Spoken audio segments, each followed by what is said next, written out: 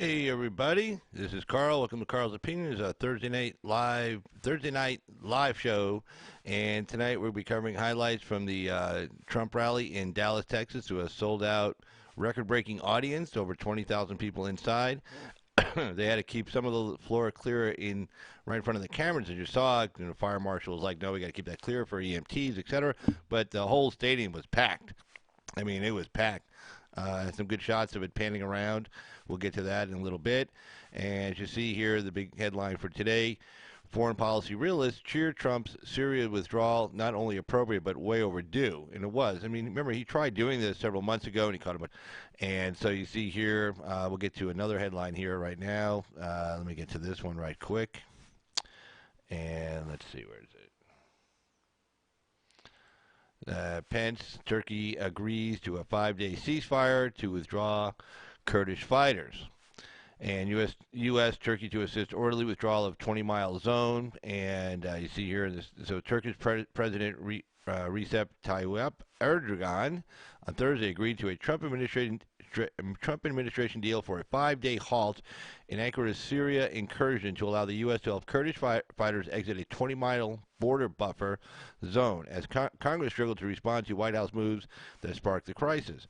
Emerging from more, those Republicans who voted for this stupid, BS in the House. I mean, somebody should be yanking their chain really quick right now, saying, "Oh, thanks for knee-jerking reaction until you waited a couple of days, like actually one day, because the vote was just taken yesterday, one day for the Pence-Pompeo trip to go through, and to see what the White House was actually going to do. Show a little faith and confidence in the White House. He's been doing pretty damn good job the last 3 years. A lot of those guys owe their House seats to President Trump, not just in 2016 but 2018 as well.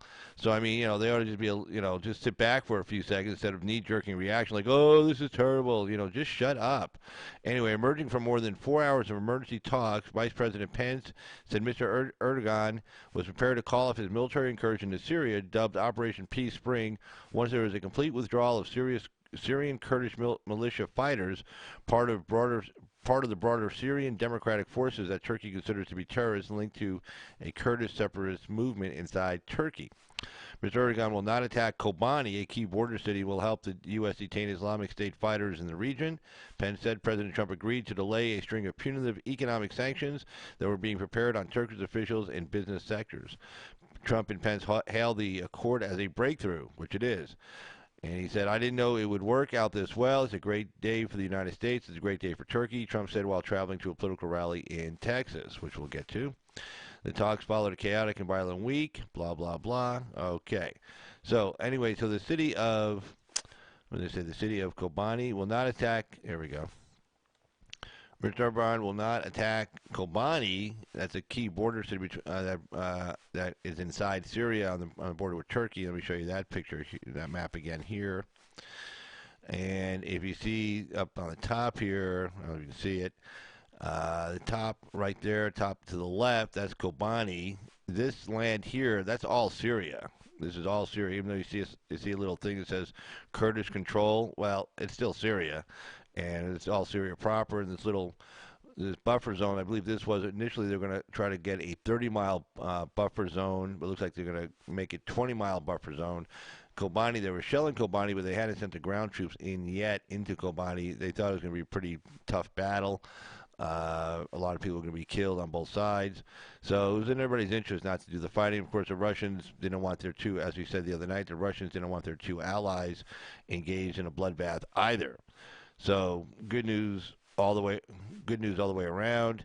As far as I can see, the Kurds are going to get a chance to pull out. Now, they're going to have to still deal with the Syrians. The Syrians are not jumping up and down about having a large militia group armed inside of their country. So they're still going to deal with the Syrians and figure out what they're going to do with them. The Syrians, again, are not going to give up their land and say, "Oh, here's a country for you." That's not going to happen. So they're still going to have to deal with the Syrians, just like, the Kurds having to deal with the Turks inside of Turkey, like they're dealing with the Iraqis inside of Iraq, and they're dealing with the Iranians inside of Iran. As we talked about, Kurdistan was founded in like 602 BC, kind of came to a crashing halt real quick when Alexander the Great came in 330 BC. They still were allowed to keep their culture, but their empire, Kurdistan, their country, if you will, was gone. It was no longer a country. They're allowed to maintain some kind of autonomy, but not a lot. That came to a big crashing halt after you went through the Alexander, then you went through the Persians. They came on in, and then, of course, the Romans came on in, and then the Persians again. And then, of course, Muhammad and his people came on up, and, they kind of took over that place also. Then you had the Turks. They came on in, and then like 1140, I think 1149 A.D., the last of the principalities of what was formerly known as Kurdistan was taken off the map, and I believe that was by the Turks at that time. And the Kurds were always having to try to make deals between the Persians and the Turks and whoever else was running around because they weren't strong enough to defend themselves. And then you didn't hear a lot about them until like 1847. They tried rising up. The Ottoman Empire put them down. Then you didn't hear a lot about them until right at the end of World War I, when they tried to say, hey, everybody's in chaos. How about we get a country? And the British and the French were like, no, we fought for this, and we're going to draw the lines in the sand. We're going to draw the maps, and no, there is no Kurdistan. And then you don't hear too much about them all the way until like the late 70s, when you had a Marxist-Leninist group, the PKK, inside of Turkey, formed up with Soviet Union assistance. They were communists, Marxist-Leninists. The 70s were a time of uprisings in various places around the world, whether it be in Africa or Southeast Asia, etc. And the Russians were backing them at the time. The communists were backing them at the time, tried to destabilize Turkey. Turkey was a major NATO ally, and it was in a key position, and the Russians, the Soviets, would be more than happy to disrupt that alliance and disrupt that country and actually take it over. Because it back then, just like it does now, it houses a lot of nuclear weapons that we use as a defense, and it kind of sits in a very strategic place there on the Black Sea, with the Dardanelles, access into the Mediterranean. So, and they were committing acts of terrorism and have been since the 70s inside of Turkey, blowing up people at airports, car bombing, civilian centers, etc. And this militia group that formed into the south, inside of Syria, was linked to the PKK as well. So, the Turks were like, hey, we're not going to put up with this anymore. It'd be like if we had a bunch of terrorist organizations forming a separate country inside of Canada, attacking us on a regular basis and blowing us up on a regular basis. We wouldn't tolerate that for very long either. But I guess people think the Turks have to put up with it for reasons. But there you go. And so now the Syrians are going to have to, the Kurds are going to have to figure out what to do inside of Syria, and the Russians, of course, will be a major player in all this. Fine with them, fine with us. If they want to get shot at, that's on them. We don't need to be getting shot at. Again, these, as you tell just from the brief history I gave you, this has been ongoing for centuries. And one thing it is none of our business. And Trump has said, we're not going to get engaged in endless wars, senseless wars that we have nothing to do with. That's their border, that's their issue. We have our own problems with our own border. We're not going to get involved in policing the relationships between Turkey, the Kurds, the Syrians, the Russians, the Iranians, the Iraqis. They've been fighting for centuries. My guess is going to keep fighting for more centuries. And no matter what we do, if we go in, we're not going to make the world safe for democracy. Those people over there are just, they're in a mess. So it was pretty good. And Trump talked about this at his rally, and we're going to get to that here in a second. So let's pull up the rally stuff. Let me get back to here. There we go. All right. So let's get over to the rally. And this first part is where he talks about, it's a 5-minute segment. He talks about not getting involved in endless wars, et cetera, et cetera. So let's get this pulled up here.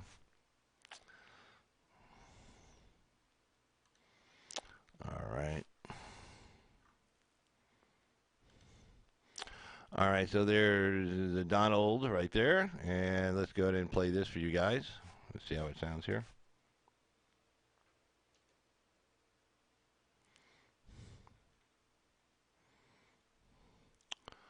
Let's see, make sure I got everything right here. Let's double check. That should be it.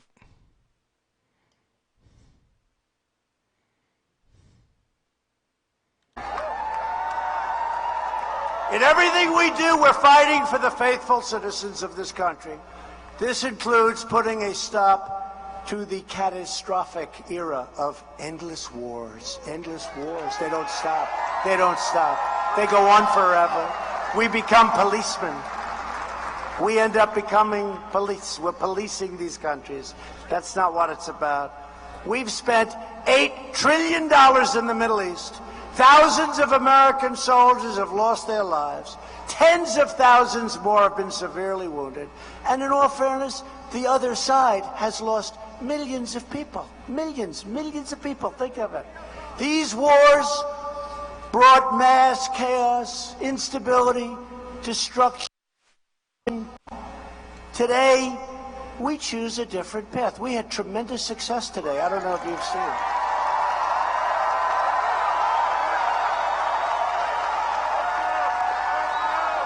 Look, we built in the last 3 years, we built the strongest military by far. And I told the story, I was embarrassed to tell it, but now I'll tell it. When I first got in, a general told me we could have had a conflict with someone, said, "Sir, we don't have ammunition." And I said, I never want to hear a president, I just never want to hear somebody have that statement made to them again as President of the United States. We don't have ammunition. Think of how bad. Now we have so much ammunition, we don't know what to do with it.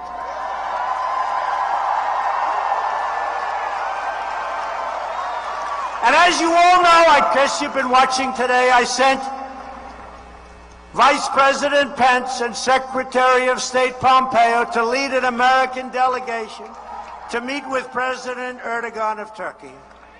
They got there today and it did work.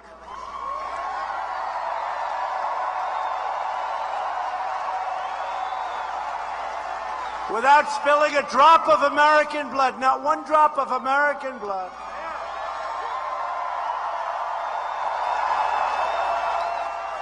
We've all agreed on a pause or a ceasefire in the border region of Syria. And it was unconventional what I did. I said, they're going to have to fight a little while. Sometimes you have to let them fight a little while.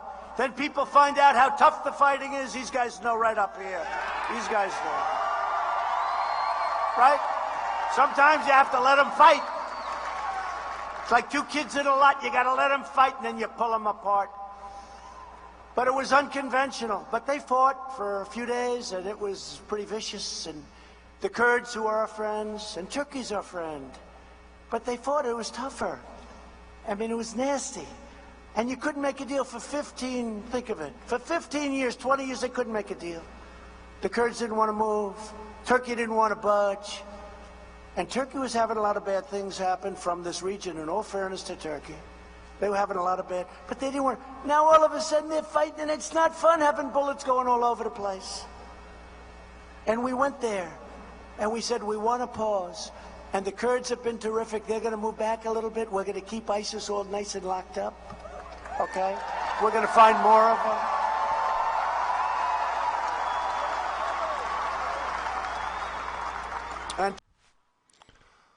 And you know, I totally agree with this. You know, this is a good thing. And well, let me pull this out here. Yeah, this is a totally good thing here as far as, you know, pulling our guys back. We don't need to be stuck in the middle there. And again, he's saying the same thing. We like to become like the policemen of the world. It's like we have to somehow go around and keep everybody from killing each other. It's like, you know, again, if we get into trouble over here, I don't see anybody coming over to help us. So I totally agree with the president on this call. I think it was the right call to make. So let's go ahead and continue listening. Turkey's all set, and President Erdogan was great, and we're going to take the worst sanctions and tariffs and everything that I put on the country. We put the worst. I mean, I don't think they could have economically survived, but that doesn't matter. President Erdogan was a gentleman. He understood it. But without a little tough love, you know what tough love is, right? Without a little tough love, they would have never made this deal. President Obama lost 1 million people in the area. 1 million people. 1 million people. So now we're during a 5-day period, we're going to see if we can get it all finalized. And I think it will be. I think it will be. So Turkey's going to be happy. The Kurds are going to be happy. ISIS is going to be unhappy.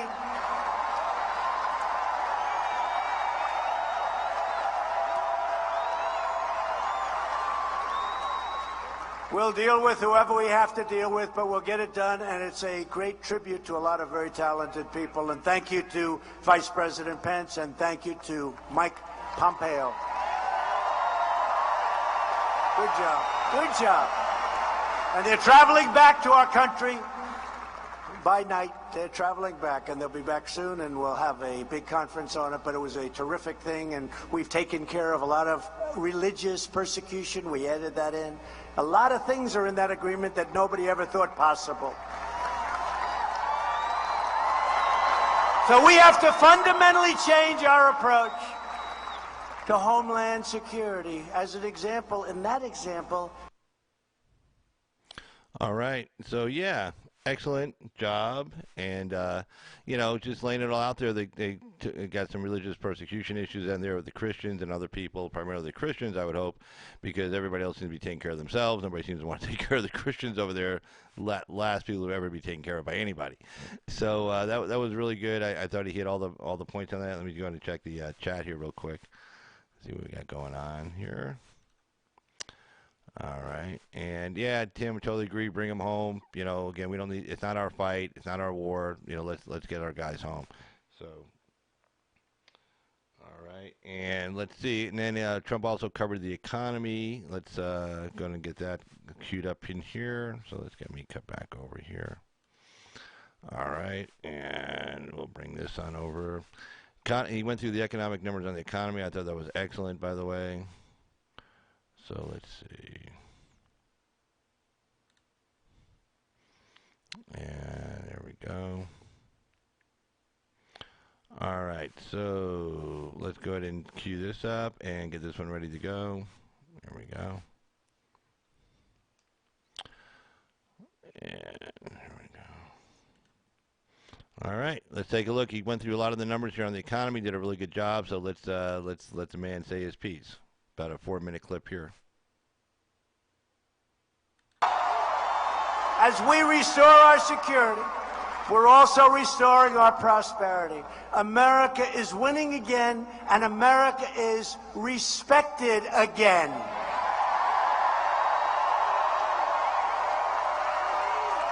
And by the way, I have to say this. So outside, they have close to 30,000 people.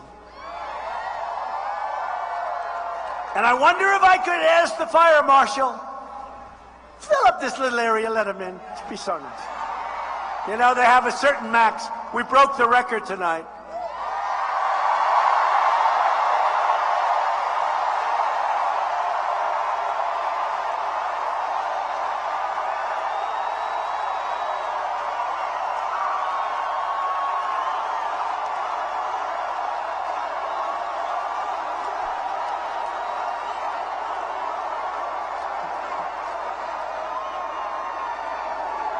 Good place.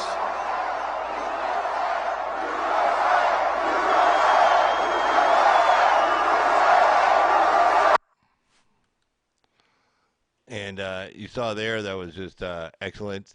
They did break the record. It holds 20,000. The American Airlines Center, whatever it's called, in Dallas, where the Dallas Mavericks play, and it holds about 20,000. They broke the record for most people in attendance. And they had, if the fire marshal would have let them, they would have filled up that floor because they had up tens of thousands of people outside. If anybody's been watching this, the people have been lining up for the last 2 to 3 days. You saw the lines just going around the blocks and everything like that. People really wanted to go out and see him. He does really well when he goes to Texas, whether it's in Houston or Dallas. But yeah, he does well everywhere. He went to Indianapolis. It was a really blue city, and he filled up that arena. That was about 20,000 people also. And, it drives the Democrats nuts every time they see him. He goes to a rally, and he can call a rally 2 or 3 days in advance. 4 days in advance, and people will show up. Everybody will show up. He doesn't have a problem filling up a 20,000 person arena. He just doesn't. It's not even close. People line up. Everybody's happy. It's a good time. Again, if you haven't been to a Trump rally, I recommend it. I've been to 2 Trump rallies. I've had a great time at both of them. A lot of fun, a lot of energy in the room. He's just like you see on TV, except in person, it's even better. So he interacts with the crowd really well, and he responds to the crowd really well. So it's like you're responding to him, he's responding to you, and everybody's just having a really good time. Generally, the people who are standing next to you or sitting next to you, they're kind of the same kind of mindset. Everybody's there. We know we're getting pushed around a lot.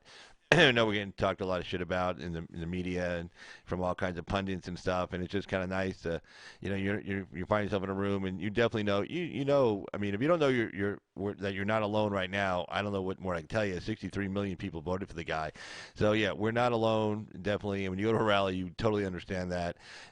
Get your red hat, get your signs, they have free signs sitting there too. It's not like you have to go find these signs. They have free signs. They hand them out to you and you take them home with you. They're yours. A totally cool scene. So anyway, let's go and continue on with Mr. Trump here.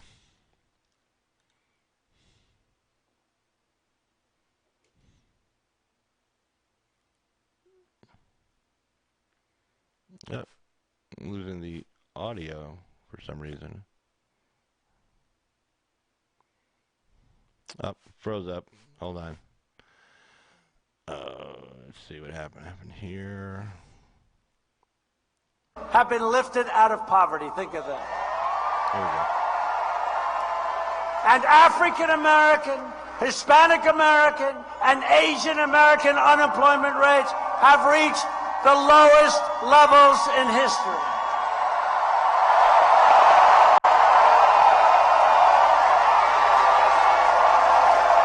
Our great Hispanic American population has reached a poverty level which is an all-time low in U.S. history.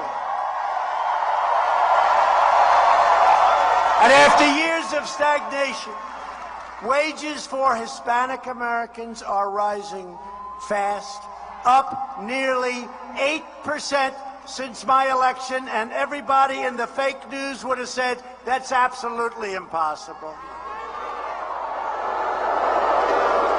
Median income, think of this, median income for Hispanic Americans has surpassed $50,000 a year for the first time ever.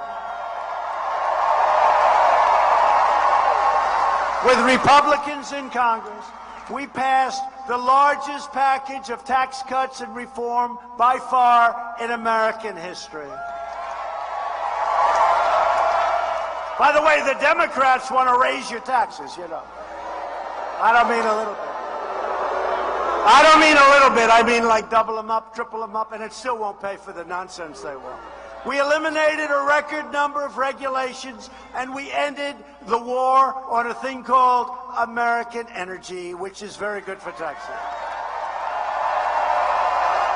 Since my election, natural gas production in Texas has increased 35%, and oil production has increased by 60%, 60. And the United States is now the #1 producer of oil and natural gas anywhere in the world. Whoa. And you can hear the crowd just going crazy. And these numbers are fantastic. I mean, the idea that we're the #1 producer of oil and natural gas in the world. I mean, that's phenomenal. We're just about to become a net exporter. We're right there on the cusp of it, according to Perry. I was watching him, I think yesterday morning or the day before, and we're like exporting. We're like exporting a ton of natural gas, and we're just on the cusp of becoming a net exporter. So, and the question was, well, why don't we just keep it here and just not export it out? And Perry was saying, well, the problem is we have a lot of issues as far as like getting the gas even in this country up to other places in the country. Like New York won't allow a gas pipeline in the United, in their state, so they're not taking advantage of natural gas.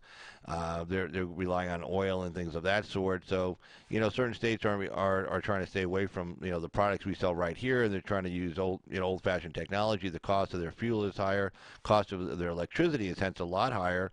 So as far as attracting businesses to the state, if you can set up business in New York, you're going to be paying twice as much in energy costs as you're going to be paying down in, like, say, Texas or Louisiana. Then businesses generally look for places like that. I mean, electricity costs for some of these businesses are, they run 24/7.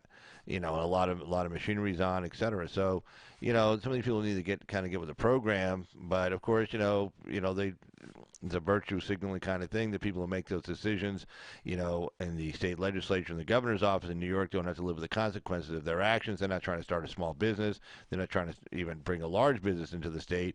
And they're not one of the people who might be working at those large businesses instead of being on the unemployment line. So they don't care. They just rather, virtue signal and leave these people, to their own devices.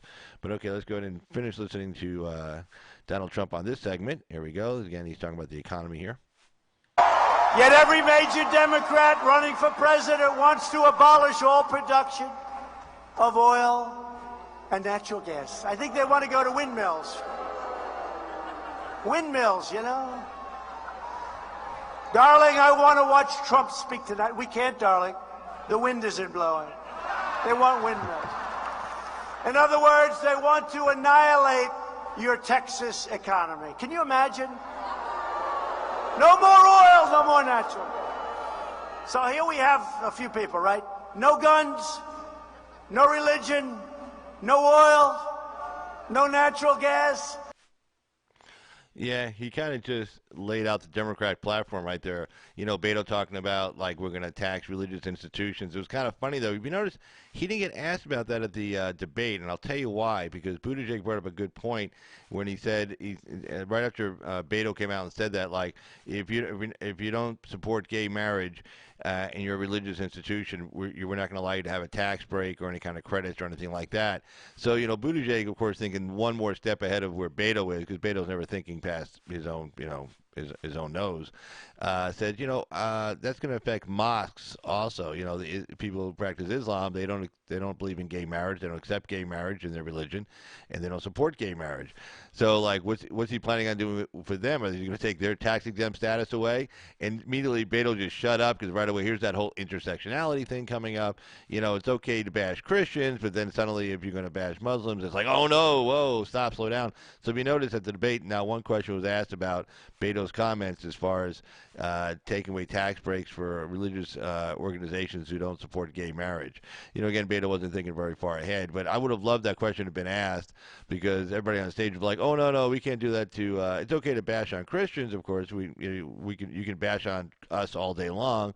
But of course, right away he's like, can't say anything bad about Muslims. So of course Beto didn't say another word about that, since Buttigieg pointed out it's going to apply to Muslims also, and mosques and stuff who are are tax exempt organizations, just like churches and synagogues are in this country. So that was kind of funny. So, but yeah, and then of course there's the guns. They're going to get rid of your guns. They're going to get rid of your religion. They're going to get rid of your oil and gas production, destroy your economy. That's what the Democrats' promise is. And today, if you saw AOC came out yesterday for Sanders, and then followed today by Tlaib and Omar as well. So you have 3 of the 4 of the squad endorsing Bernie Sanders. Of course, that Kamala Harris, as Dick was saying, Kamala Harris is the big loser on that.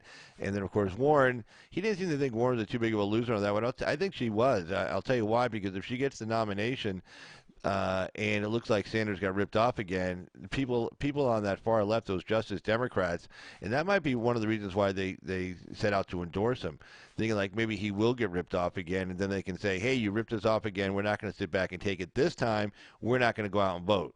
And then when Warren loses, then they can come up and say, see, if you had our support, you would have won. You didn't have our support. The Democratic Party, you better start listening to us and go further left. It's an interesting concept. Again, Republicans aren't beyond doing that either. We did it back in '96 when Republicans nominated Bob Dole. We stayed home too. It's not the kind of thing you wanted to do. None of us voted for Bill Clinton, of course, but we did stay home, and we sent a pretty loud message to the Republican Party. We shall not be ignored. Don't ignore us. Do so at your own peril. Like the left is going to tell the Democrats, hey, we're your base. We're the ones who knock on doors. We're the ones who get on the internet. We're the ones who go out and vote for sure. We're the ones who drive people to the polls. Don't ignore us either, or, suffer the consequences. And to them, I'll tell you right now, a lot of people think like if anybody with a D next to the name that the Democrats are going to come out and vote for. But I don't see it that way, because there is that civil war within the Democratic Party for who's going to control it, either the corporate Democrats or the far left Democrats, the progressive wing, the AOC wing. And that battle didn't go away. it didn't go away. You know, AOC's really not talking too much about impeachment. To her, that's not a big issue for her. It isn't. Control of the Democratic Party is her issue. If you notice, that's why she not up there railing against Trump on the impeachment issue. She even said it seems kind of boring because to her it's like, wait a second, we want to win the heart and soul and mind of the Democratic Party. We want to take over the Democratic Party. What happens to Trump, whether he gets impeached or whatever, they really don't care. In fact, my guess is they'd almost prefer he doesn't get impeached, and that they kind of get screwed over a little bit and can come out and be loud about getting screwed over and say, hey, we're staying home and watch what happens, knowing Trump was probably going to win anyway, but then they can take the credit, they can take, if you will, the credit for the fact that he won, and that now you better go far to the left and listen to us in both the House and the Senate, and also listen to us out on the campaign trail, and you better nominate who we're picking next time in 2024. So everybody thinks like, well, they're just going to come out with anybody with a D next to their name. I don't see it that way, especially if, like, say, these people aren't stupid, because they sound stupid and they have stupid policies. Remember, those policies, they're only stupid if you look at it from, is it going to, do they really believe in climate change? Is it going to save the planet? I don't think they really believe in climate change. Again, this is all about social control. This is about changing our economy, changing the way we do business in this economy, changing it from a market-based economy to a socialist economy. If you look at all the climate scares the last 50 years, it's always been, all the solutions always revolve around more government control. So even the former chief of staff for AOC said, look, this really isn't about the climate, it's really about, changing our economy, changing how we do business inside the United States. I mean, he came out and said it, he admitted it. So, so they only sound stupid if you think they believe in what they're saying regarding the climate change. They're really just socialists using climate change as a means to try to change the free market economy in this country. Just like any other kind of crisis, or if we were at war or something like that. Well, right now they have this climate change thing. So yeah, they sound stupid if you think they believe what they're saying, but I don't think they believe what they're saying. I don't think they believe what they're saying at all. So anyway, let's take a look at the next clip here. Donald Trump. This would be Trump talking about abortion. So let's take a look here. Hold on.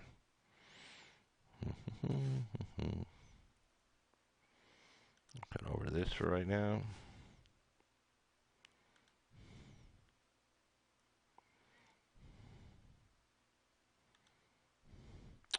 All right.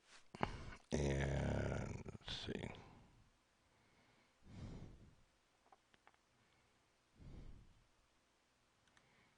All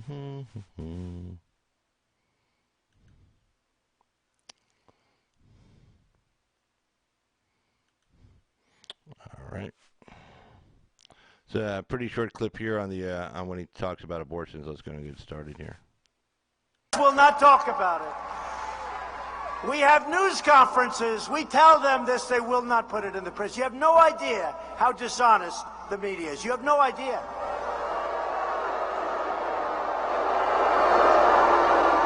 Virtually every top Democrat also now supports late-term abortion, ripping babies straight from the mother's womb right up until the moment of birth. And that crackpot governor from Virginia executes the baby after birth. You saw that, right? After birth. You remember that one from last year. That's why I've asked Congress to prohibit extreme late-term abortion, because Republicans believe that every child is a sacred gift from God.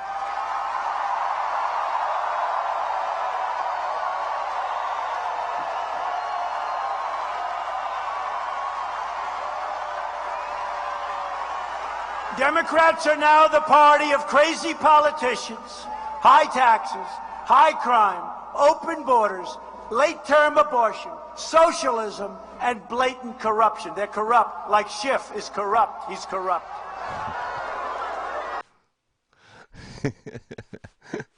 Like, here he's talking about abortion, and of course he has to throw a dig at Schiff. Like, Schiff, they're corrupt, and he starts going into the whole thing. But, yeah, I mean, on this abortion thing, again, like you heard Tulsi talked about it at the debate the other night, and when she said it, it was almost like a flashback to the '90s. When she said, I believe I think she said Hillary Clinton when she said, abortion should be safe, rare, and what was the other thing? Safe, rare, and God, I don't know. I can't remember the saying. I remember the saying from the '90s, and we always said, you guys are full of shit. You guys are just saying that right now, and just that if you get this legal, it's a slippery slope. You're going to keep safe. Susie, what was it saying? Safe abortion should be safe, rare, and I don't know, available. I don't know, safe, rare, and accessible. I can't remember what the phrase was, but we always thought it was bullshit. We always thought it was a slippery slope. That if you gave him an inch, they're going to take a mile. And now you see with this late-term abortion and everything. And that's one of the things Kamala Harris said the other night. Well, if we think it's, somebody passes an abortion law and it's not constitutional, namely it doesn't comport with Roe versus Wade, we won't pre-clear it, at the federal level, say it's a violation of civil rights. Well, Roe versus Wade, if you're going to say Roe versus Wade said, okay, it's a federal right regarding, an abortion taking place within the first trimester. So if she's going to want to limit it to Roe's the first trimester, the first 12, 13 weeks. After that, according to Roe, there is no federally protected right. It's just the first trimester. So late-term abortions, that doesn't count. That's the third trimester. So if states are passing like heartbeat laws and stuff like that, then, now heartbeat laws are generally 6 weeks. So potentially that could run into it. Now, the one case that's going up in front of the Supreme Court this session is the Louisiana law. And I really wish the Missouri law had worked its way through the appeals court quicker to get to the Supreme Court, because the Missouri law, the guys who wrote that in Missouri, they were thinking way ahead. They were really smart. They wrote up in such a way that if Supreme Court said, okay, it conflicts with, hey, Harmony, how you doing? If it conflicts with Roe versus Wade, then we'll kick it into the first trimester versus the heartbeat. They had all these contingencies built into the law, knowing that it was going to get a court challenge, of course, and end up in front of the Supreme Court. So they're trying to make it easy for the Supreme Court to rule in their favor. They had all these if the Supreme Court strikes this down, it's almost like they had severability clauses within the law. Supreme Court strikes this one section down, it doesn't affect the rest of the code, et cetera, et cetera, et cetera, et cetera. So I really wish the Missouri law had found its way through the appeals court system to the Supreme Court before the Louisiana law. Louisiana law was struck down by the Fifth Circuit, I think, when it was coming out of Texas once before, and then the Fifth Circuit then, for whatever reason, reversed itself and allowed the Louisiana law to go. But that is not as well as a written bill, a law rather. So, yeah, I agree with you, Harmony. Late-term abortions are barbaric, completely unnecessary, disgusting. I mean, that baby's alive. I mean, look, this is 2019. We have modern technology. We can keep babies alive after, into the 7th, 8th, and 9th month outside of the womb. I mean, nobody questions that. Nobody says, oh, well, I don't know, we're in caveman days. No, we're not in caveman days. This is 2019. So the child is viable. Viability is, from 1973 to 2019, the question of viability is a big difference. As far as, is it viable? Does it mean that if we just, drop it on a table, will it live? Well, even after 9 months, some babies, when they come out at 9 months, they need a little bit of help. Doesn't mean they're not viable. You say, oh, just kill it now because it looks like it needs a little bit of help. No, you can help, and the question is, well, how much help? Do you put a central line in? Do you incubate? Put an incubator tube in there? I mean, is that too much help? What's help? I mean, do you clear the nostrils and the airways? Airways, is that too much help? That's nonsense. So, Trump's right on this one. It's like, you got the governor of Virginia and everything else. No, I totally agree. It's murder straight up. And in fact, let's get this one up here. I like that.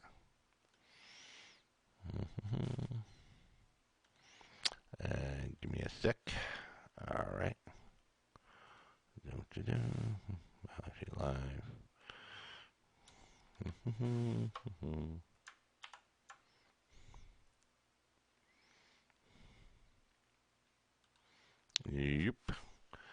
Yep, totally agree with you on that one. So definitely on the same page with you on that. Let's see. All right, and let's see. The next one we get to is, let's see which one we're on here. Are we still on? Okay, let's close this one out. Okay.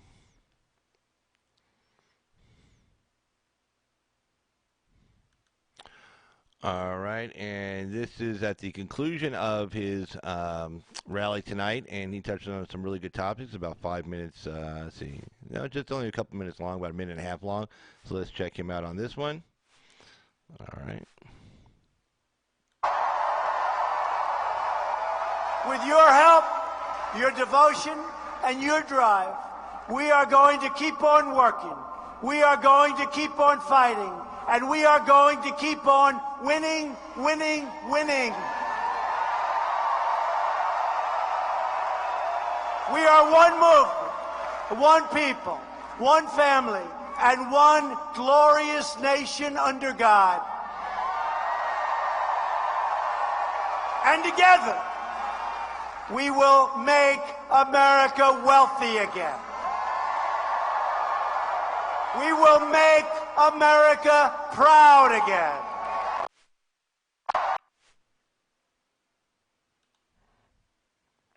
Yep. Hold on. Let's see what we got going on here.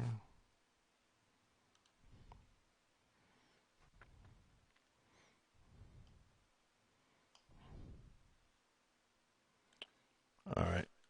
Give me a second, guys. Let's see what's going on with the audio. All right. Let's try that again.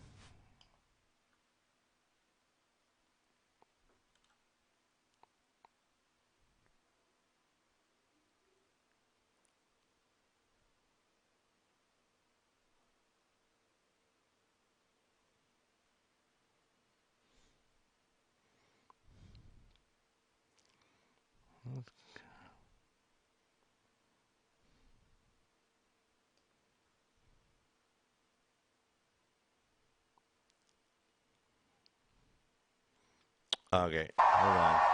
And together, we will make America wealthy again.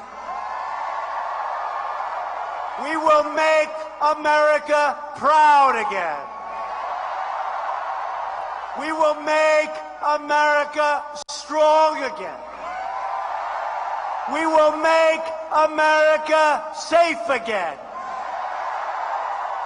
And we will make America great again. Thank you, Texas. Thank you. And had to turn off the audio here, but I didn't want. I kept it rolling on the recording because I wanted you to see the crowd size, and they pan up pretty good here, pan around and stuff. So you just take a look at the crowd size in here. It's packed all the way through and through. You see, all the seats, the cheap seats, if you will, the basketball games. Everybody's up there. They, like I said, they broke a record, 20,000 people, and yeah, they just filled the whole place up. So it was just, but he can fill up. He can fill up any venue. I mean, he can just, they put the word out, 3 or 4 or 5 days in advance, and like everybody shows up. So yeah, he did a great job getting the people there, and again, people were lined up, for a couple of days ahead of time. Which, if you go to a Trump rally, anybody will tell you do need to get there early. Hey, disabled, hold on. I didn't see disabled down there. So yeah, let's say hey, disabled.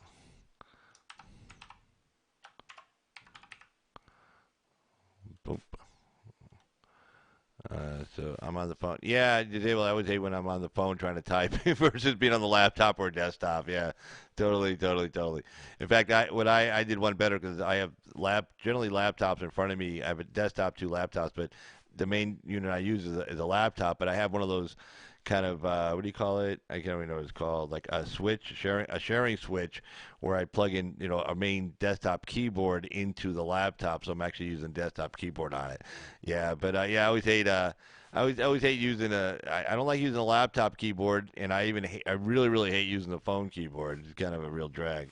So let's see what we got here. Gonna switch over. Boom. All right, so there we are.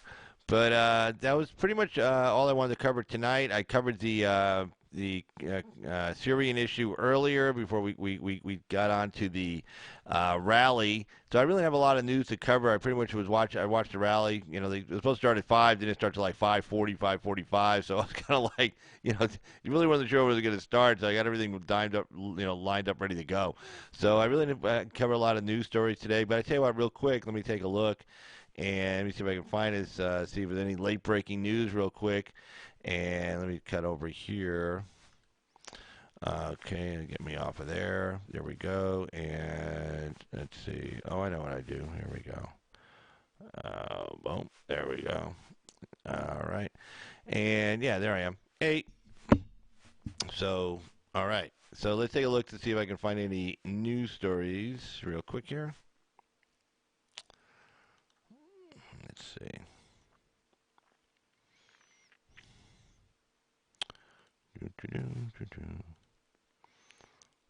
See if anything lined up here real quick. Mm-hmm.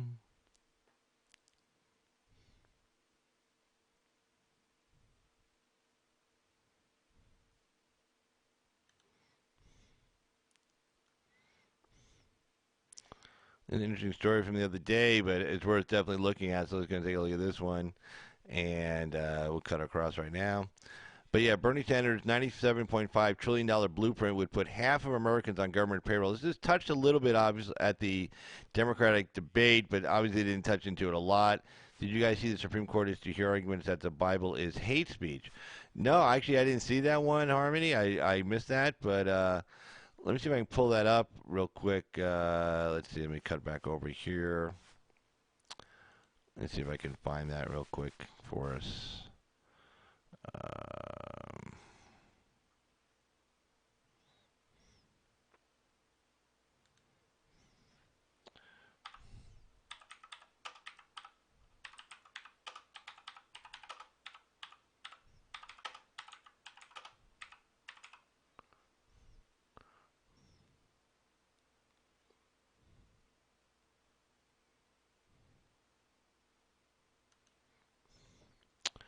Let's see. Criminal Christianity. Let's see.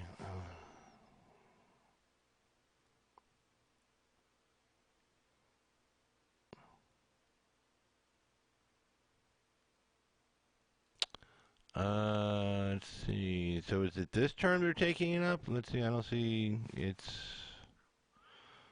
the Supreme Court.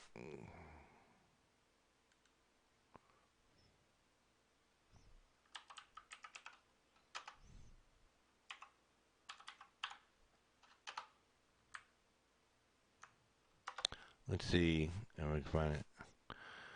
Let's see. First Amendment Center.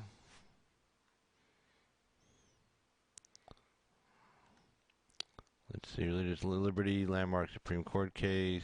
Well, a bunch of stuff going way back. Let's see. Let's see. Nope, that wasn't it. I don't see it on this docket. I didn't hear anything about it, but that doesn't mean because I didn't hear about it doesn't mean it doesn't exist. Well, if I didn't hear about it, it doesn't exist. So right. Let's see. Federal court strikes powerful blow for free speech.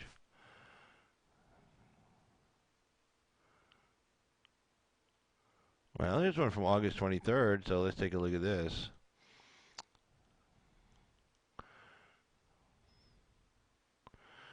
It will not be forced to produce video of same sex. So do they take on? Are they going to hear this case? Okay, I tell you, let's punch up this case. This is from National Review. So let's pull up this case here, and maybe this is the case you're looking at. So let's take a look real quick. Let me get it in a place where we can. There we go.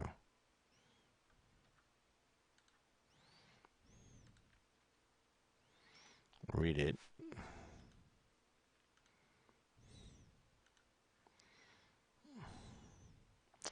All right, so let's take a look here and get us back over to it. So Let's take a look. Maybe this is what you were talking about. A federal court strikes a powerful blow for free speech and religious freedom. This is from the National Review. So let's take a look at this case here. Maybe this might be the case you're talking about. So let's take a look here, because this was just heard by the appeals court August 23rd. So it might be finding its way to the Supreme Court. So let's take a look. That's Angel and Carl Larson, owners of Telescope Media Group in St. Cloud, Minnesota. Christian videographers will not be forced to produce videos of same-sex weddings. Earlier today, the Eighth Circuit Court of Appeals upheld a constitutional order, limited the reach of expansive non-discrimination laws, and protected a Christian couple from having to choose between their business and their conscience. The facts of the case are simple. The plaintiffs, Carl and Angel Larson, are videographers.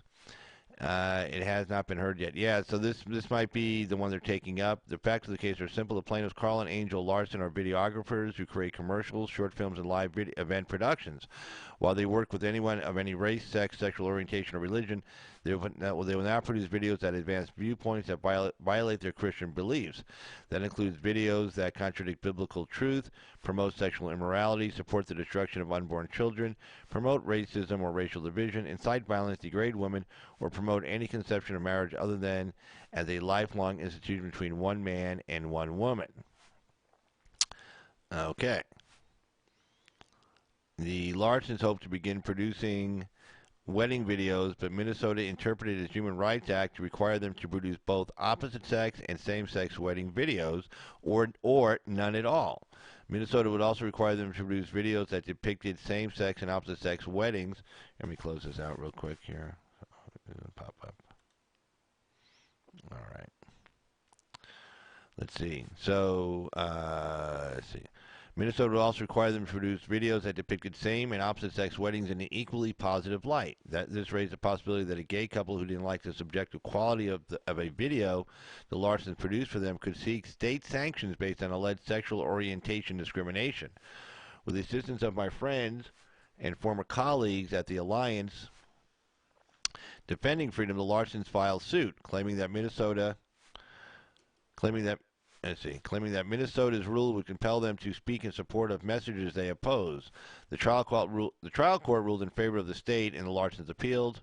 So, one of the key constitutional questions of our time is whether the First Amendment will retain its supremacy and potency even as non-discrimination rules and regulations expand in scope and reach. In this case, the Eighth Circuit Court of Appeals answered with an emphatic yes, and it did so through a majority opinion that provided a clear roadmap for future courts and future controversies. Let's see what they had to say. Judge Davis, let me grab a cigarette real quick, guys. Hold on.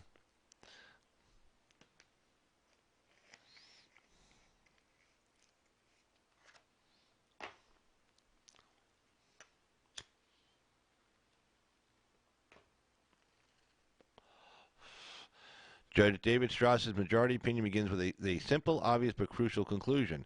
The Larsons' wedding videos are a form of speech that is entitled to First Amendment protection. Though they don't make feature films, their wedding videos would still clearly communicate a message in the same way that films do.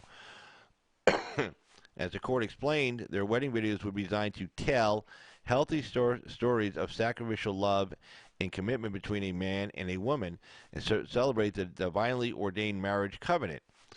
Moreover, let's wrap this off. Moreover, the fact that the Larsons were producing, I think this topic, hate speech Bible, is a Canadian Supreme Court. Oh, it might be Canadian Supreme Court case? All right, yeah, I'll pull that up in a sec. But this case actually sounds interesting. So we'll stay with this one for half a sec, and then I'll jump over to see if I saw. It's funny, when I was doing that search, I saw something about Canada. So Tim, I think you're right on that one. But anyway, this case sounds pretty good too. So let's take this. We got a ruling in our favor. So let's take a look at this one. This is okay. So let's take a look. So anyway, it's kind of funny. Tim, what's funny is when you're practicing law and you're researching stuff.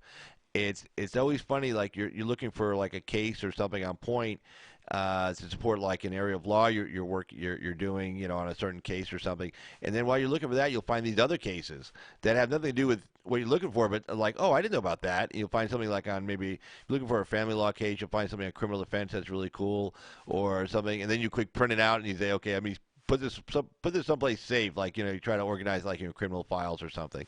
So it's like this. It's like we're looking for.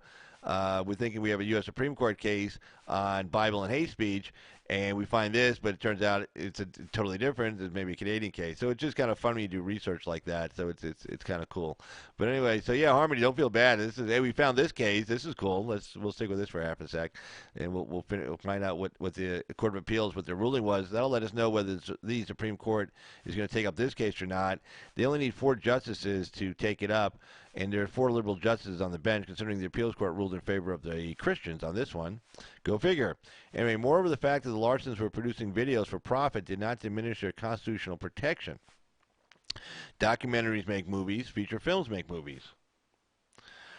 Are they not clearly protected speech? To put it plainly, Minnesota was attempting to engage in one of the most intrusive state actions on the First Amendment. It was attempting to compel the Larsons to deliver a message they opposed. Yet that finding did not end the inquiry. State agencies have long argued that the governmental interests supporting public accommodation laws and other non-discrimination statutes are so compelling that they can and should override the speech protections of the First Amendment. In constitutional legalese, they claim that non-discrimination laws are so vital that they should be able to survive strict scrutiny. Right? If you're going to impinge on a First Amendment or even a Second Amendment, the test is strict scrutiny. You got to really scrutinize the law to make sure that it's like a balancing test. The benefits outweigh the burdens on the First Amendment or the Second Amendment. In this case, the First Amendment. So, if the court did find that non-discrimination laws can even compel speech, it would invert the constitutional order. It would relegate the First Amendment to second-class status, less potent than a mere state regulation. Indeed, this is in other words, if you could pass a state regulation and say, well, it's a non-discrimination state regulation, and that's more important than the First Amendment, you'd have all these regulations being passed, and pretty much at that point, First Amendment doesn't exist. There is no First Amendment. So anyway, indeed, this is the argument that much of the legal left has been making for years. They view First Amendment-based arguments against public accommodation laws or other non-discrimination statutes as a form of special pleading by religious Americans, a request to be exempt from the fair and just rules that govern the rest of us.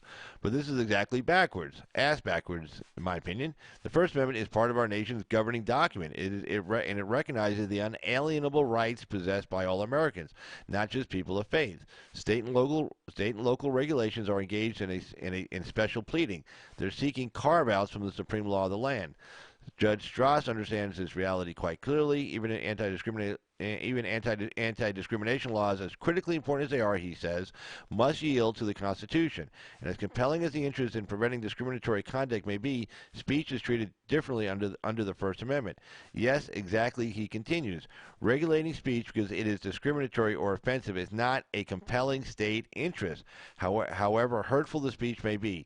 It is a bedrock principle that government may not prohibit the expression of an idea simply because society finds the idea itself offensive or disagreeable. That's a pretty good case. So I'm glad we found that. Well, let's see. We shall search now for the Canadian case. Let's take a look at that. And bring me back over here. Hey, it's me again. All right. Let's take a look. Let's see. I will find us the Canadian case. I am good at this. This is what I do for a living. So let's see. I should be able to find this. All right.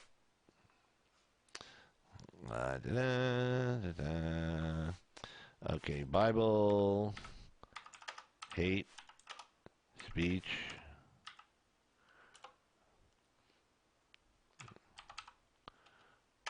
Canada.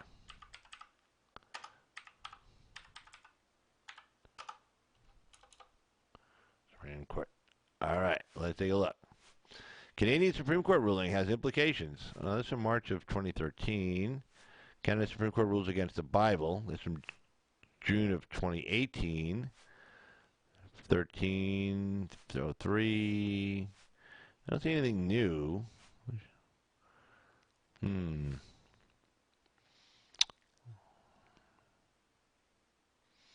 don't see anything new out there. Let's see. I saw one from June of 18. Canada Supreme Court rules against the Bible.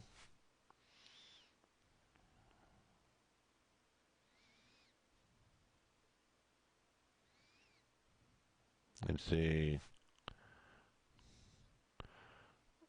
Well, let's take a look here. So we'll throw this one up. Maybe this one you saw here. Oh, what's this? No thanks.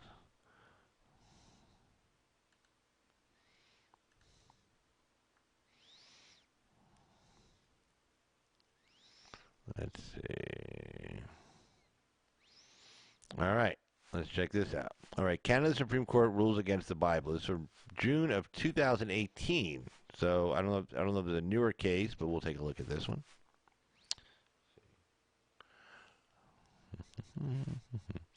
All right. This is written by the Christian Post. The Christian Post. There we go. I always want to give credit to the people who write these things. All right, by Michael Brown, op-ed contributor. So he writes, in a ruling that assured, this is back from June of 2018, in a ruling that assured to send shockwaves through the nation, Canada's Supreme Court ruled 7-2 against Trinity Western University's law school. In effect, what the court declared is that universities must choose between biblical standards and accreditation. Put another way, the court ruled that Christianity and higher education are incompatible. He writes, I am not exaggerating in the least. Here's a brief summary of the case for those who are not familiar with it. Trinity Western is a Christian university that requires its students and faculty to live by basic Christian standards.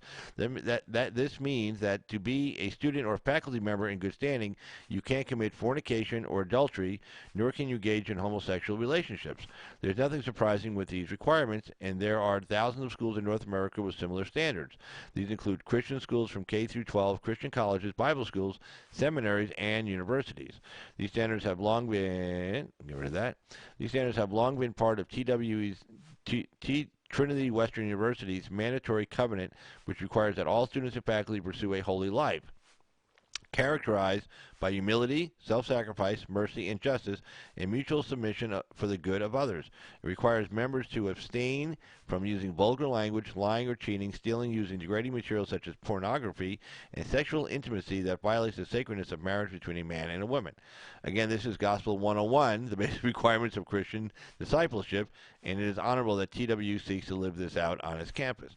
Unfortunately, when TWU opened its law school, it fell afoul of Canada's LGBT activists and their allies. They argue that TWU was discriminating against LGBT students, because of which students graduating with a bona fide law degree should not be allowed to practice law in Canada. There was a ray of hope for TWU when a regional court ruled in its favor, but now in a pair of 7-2 rulings, the majority of justices found the law societies of British Columbia and Ontario have the power to refuse accreditation based on Trinity Western University's so-called community covenant. Or to paraphrase the Supreme Court ruled that if a Christian law school wants accreditation, it must abandon biblical values. How else can this be interpreted? The majority judgment said the covenant would deter LGBT students from attending the proposed law school, and those who did attend would be at risk of significant harm. By who? Wow. There you go. Yeah. Jesus. Literally. Jesus, help us. I was doing a case once, and I was getting all these bad rulings from a judge, and I'm Catholic, and the prosecutor across from me is born-again Christian. And we would often discuss religion and stuff with each other. And so we're in court, and this one judge it's terrible, the rulings I'm getting. It's a big case, murder case, and the judge is just, he doesn't have a clue. He's ruling totally against me on everything. And the prosecutor knew it too. He knew I was getting bad rulings, and he was laughing. You could tell he's smirking, right? And so after one of the last really bad rulings I got, it was like probably the worst one I got all day. I looked up and I just said, Jesus Christ, right? And he knew me well enough to know, I don't go around blaspheming like every 10 seconds, maybe every 10 minutes and every 10 seconds. So he looks at me and he turns to me right in open court. He says, Carl, don't blaspheme. And so I turned back to him. I said, no, I wasn't blaspheming. I was asking for help. So, so he just started losing it. He lost it at that point, of course. So, yeah, that was kind of funny. So, all right. So let's see what else we got going on in the news. 7-2. Yeah, I know. 7-2. Right. They needed Donald. Totally agree, Tim. They needed Donald Trump there for sure. Because right, then he could appoint some conservative justices. But we got two already, and it's like it'd be nice if we get a third one on there. That would really kind of cement it, because 5-4. That's kind of tight. You know, you're never quite sure, especially with Roberts. You're never really quite sure where he's going. You know, you don't know where he's going to go.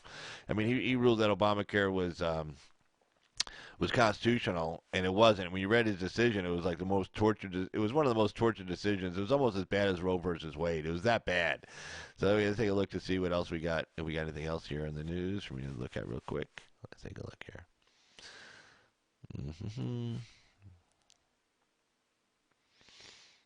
Oh, here's the. I talked about this earlier about Pete Buttigieg when Beto. Okay, here we go. This is pretty funny. Let's take a look at this story real quick. Pete Buttigieg. Let's see, make sure I'm on the right page here. Nope. There we go. All right, cut across. Pete Buttigieg, not sure Beto O'Rourke understood implications of the tax-exempt status comments. So, like, Buttigieg's like, Beto, did you think this went through? Yeah, Tim Slater, yeah, Roberts, yeah, he's kind of, see, Communist Democrats want to remove God. Totally agree, Rocky, that's what they want to do, man. They just want to, yeah, they just want to get rid of God, us, religion. They want to get, pretty much, they just really want to get rid of us, okay? If they can take 63 million of us and just, you know, basically deport us. Then they would have no problem with deportation. They'd be like, yeah, okay, deportation, that's a good idea. Let's do that. You know, if it was us, right? 63 million people who voted for Donald Trump. But anyway, I was talking about this earlier when Trump was talking about, like, you know, how he didn't mention Beto's name. We don't want to give him a shout out, but he was talking about how that one candidate running was saying, you know, if you know we want to get rid of religion, if you don't support gay marriage, you know, you should lose your tax exempt status. So here's Buttigieg, of course, who's gay, and he says, you know, I don't think you thought this went through all the way because we know with the Democrats we have this whole intersectionality thing going on with, like, the Muslims. Like, we're like, yay, Muslims, we want you in here. We got Ilhan Omar, of course, Tlaib, of course, you know, two Muslims, both in the House of Representatives. You know, and he said, I'm not sure you thought this went all the way through. So anyway, take a look at this story. This is pretty. I got a kick out of this one, actually. So, all right. So there's Buttigieg. All right. So Democratic presidential hopeful Pete Buttigieg on Sunday said he wasn't sure that 2020 rival Beto O'Rourke understood the implications of Mr. O'Rourke's call last week for groups that oppose same-sex marriage to lose their tax-exempt status.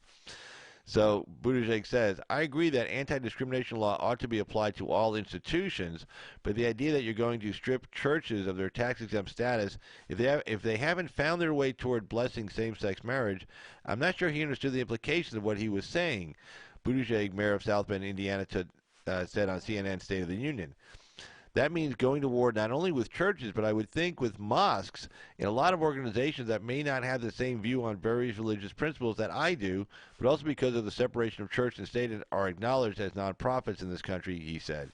So at a town hall devoted to LGBTQ, A, B, C, D, E, F, G issues last week, Mr. O'Rourke, a former congressman from Texas, said groups that oppose same-sex marriage should have their tax-exempt status revoked, a stance that drew swift pushback.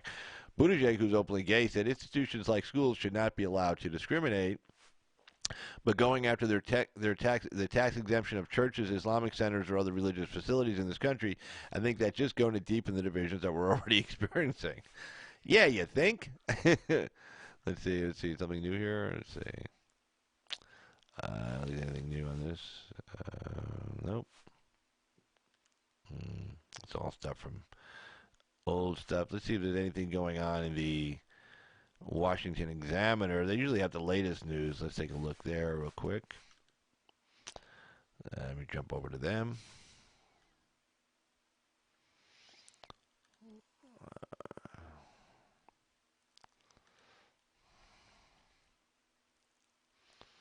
Let's see.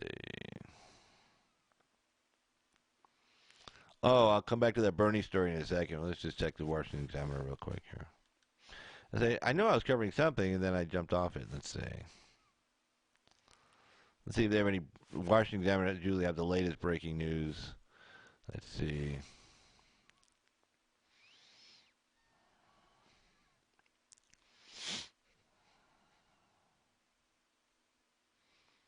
Mm-hmm.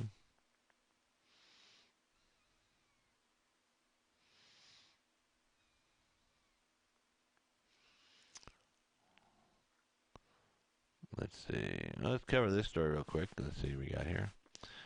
Okay.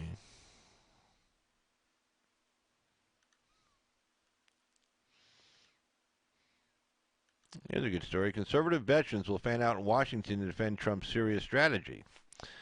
See, that would work in Canada. Robert Francis should go to Canada. Robert Francis O'Rourke. It's like a Bing Crosby movie, like Going My Way. Robert Francis O'Rourke, you come eat your porridge. I don't want no porridge. Robert Francis, eat your porridge, do your homework, and go scrub, go clean your clothes. It's pretty funny. All right, let's see. Conservative veterans will fan out in Washington to defend Trump's Syria strategy. So let's take a look. All right. A group of conservative veterans is preparing to visit Washington to laud President Trump's withdrawal of troops from northern Syria and to urge Republicans to back his intention to pull out of Afghanistan and other countries in the Middle East. Wyoming House Majority Whip Tyler Lindholm, who was in the Navy on 9/11, is helping organize a mid-November gathering featuring speeches at the National Press Club and lobbying visits to Congress. Excuse me a sec.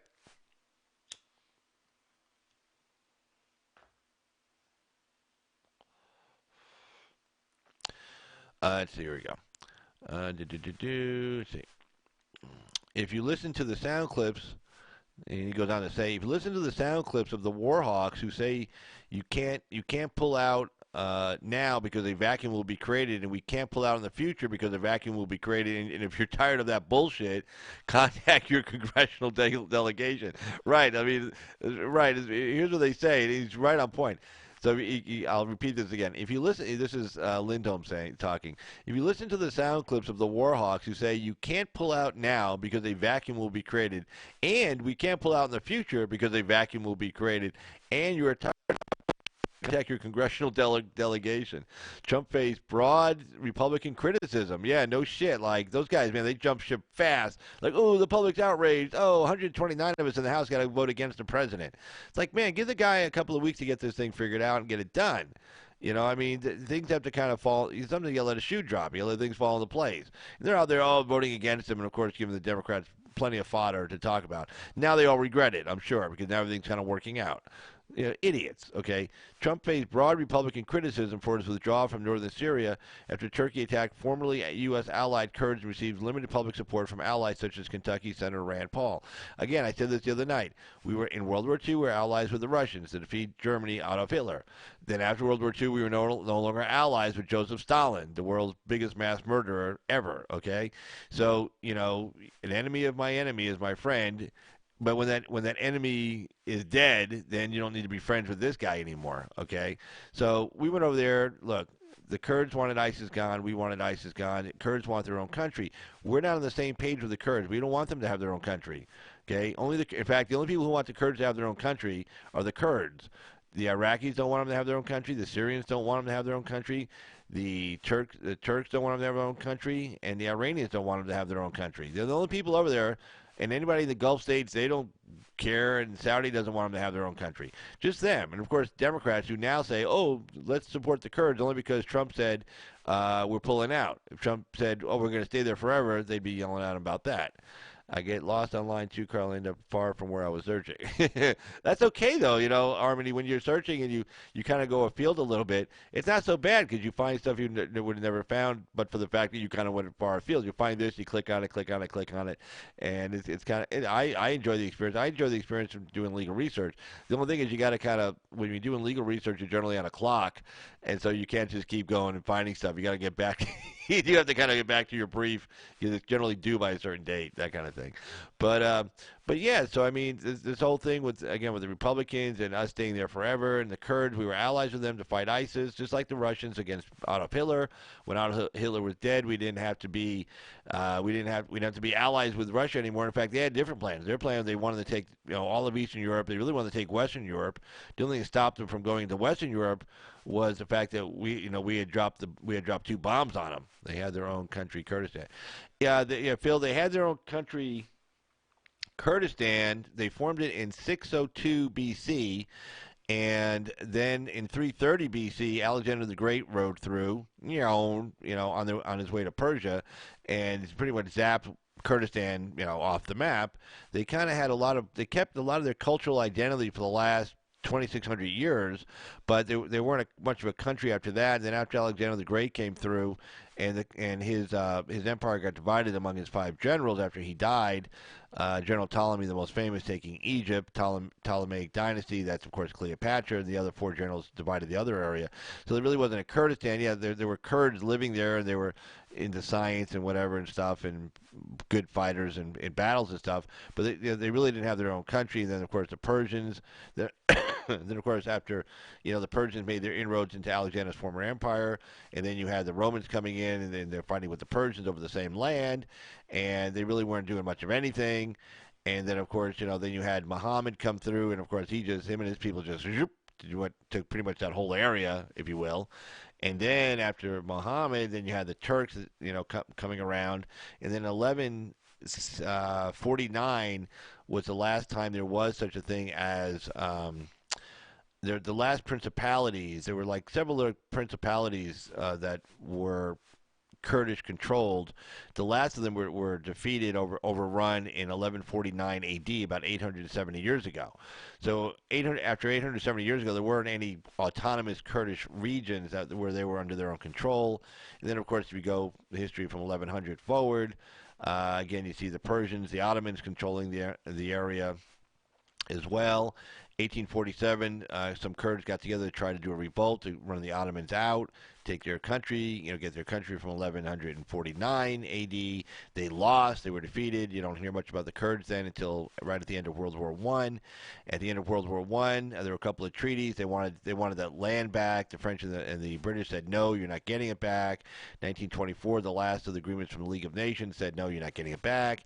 Then you don't hear about the Kurds until the late 70s when the Marxist-Leninist terrorist organizations are formed inside Turkey with the support of the Soviet Union to try to destabilize Turkey, take over Turkey. It was a Russian power move, to try to help, break up NATO, and they were just kind of the pawns caught up in it. I mean, the Russians don't give a shit about the Kurds. They were just wanting to screw with Turkey because they were in NATO and they were an ally of ours, and they had our nuclear weapons inside their country pointing at them.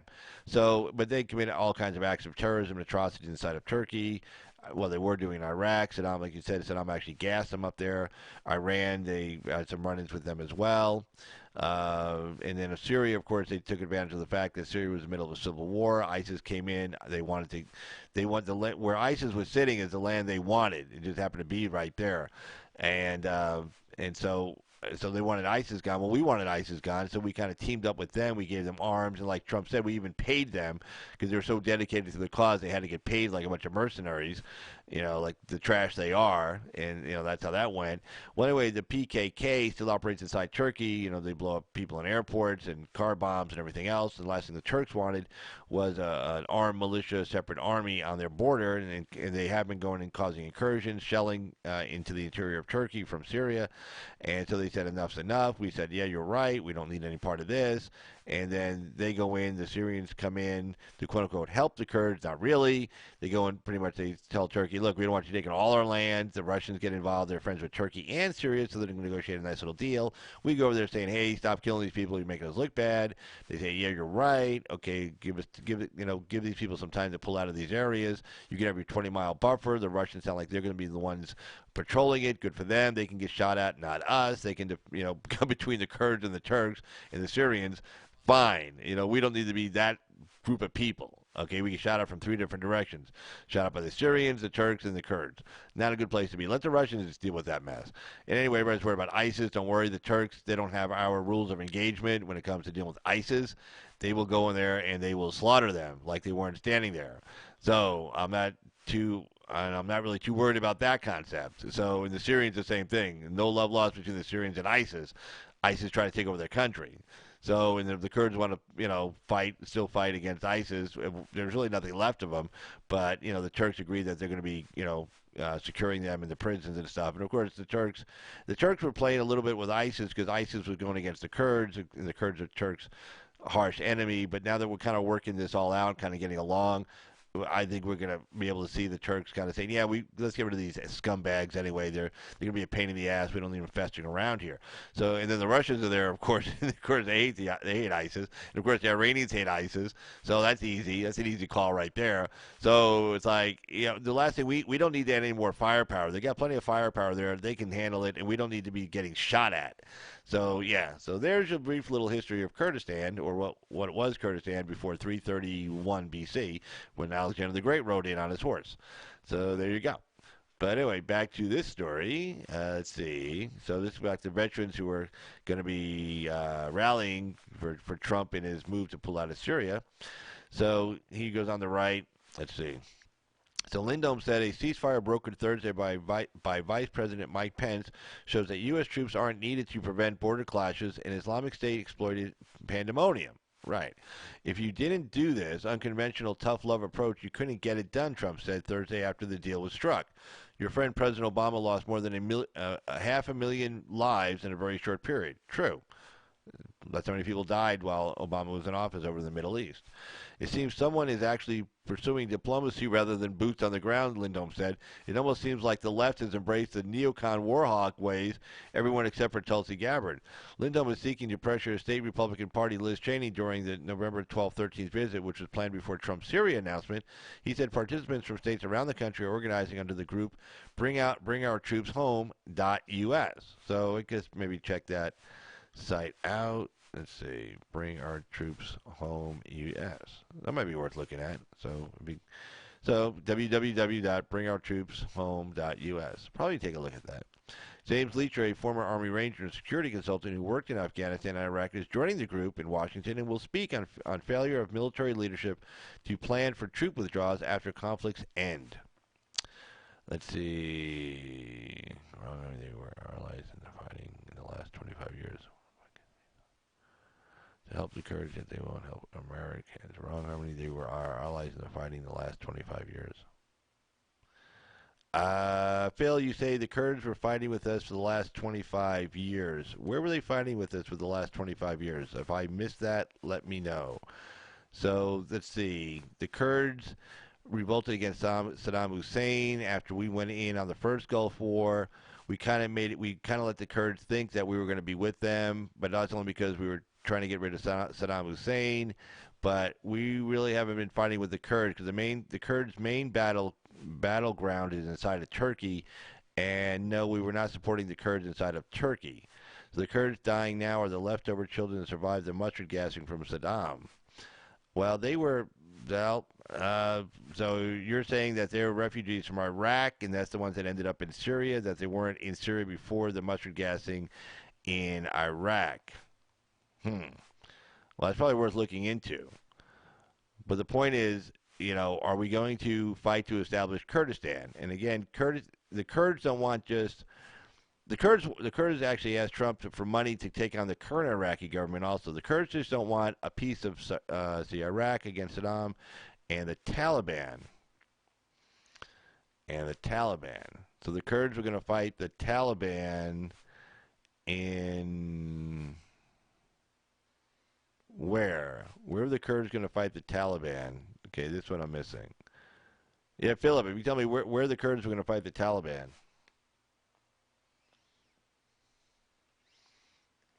I know we got kind of a delay on this one, so I probably should just type it real quick here instead.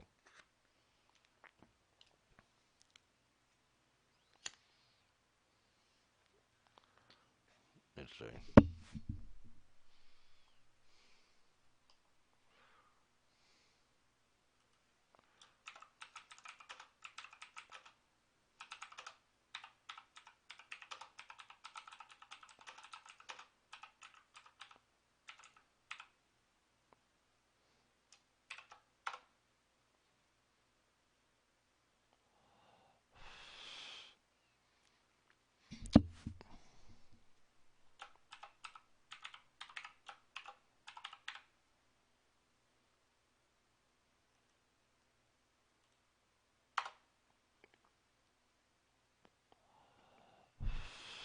They've always been in northern Iraq. I hear about 100,000 plus in Turkey today.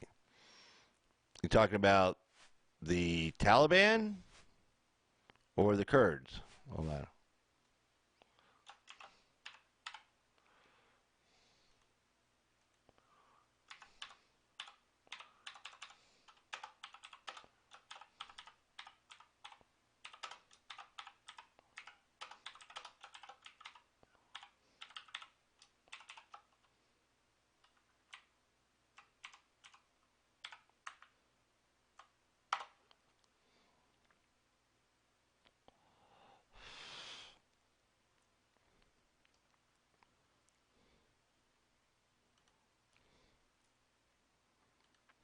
Do, do, do, do, do.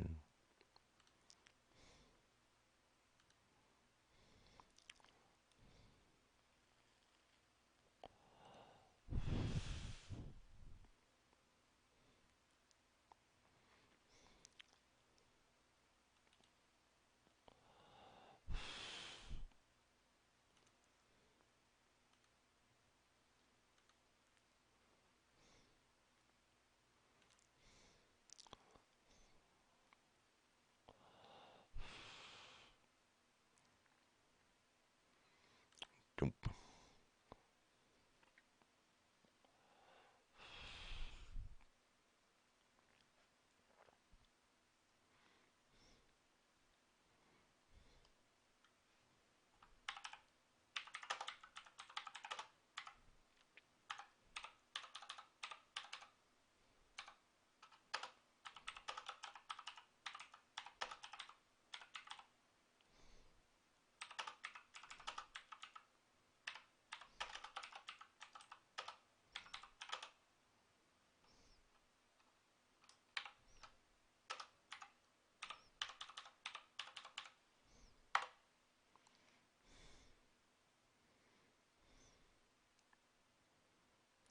Do, do, do.